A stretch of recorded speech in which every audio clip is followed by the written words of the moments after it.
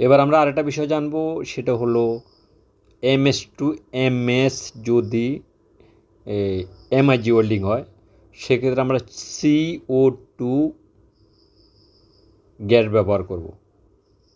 আর এবার মেটাল, কি মেটাল ব্যবহার করব, সেটা মেটাল MS টু MS হলে আপনার 6013 হতে পারে এবং 7018 হতে পারে।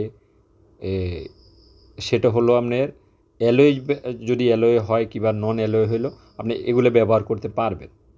গ্যাসের বেলা CO2 গ্যাস, এটা মাথা রাখবেন MS টু MS যদি হয়ে থাকে।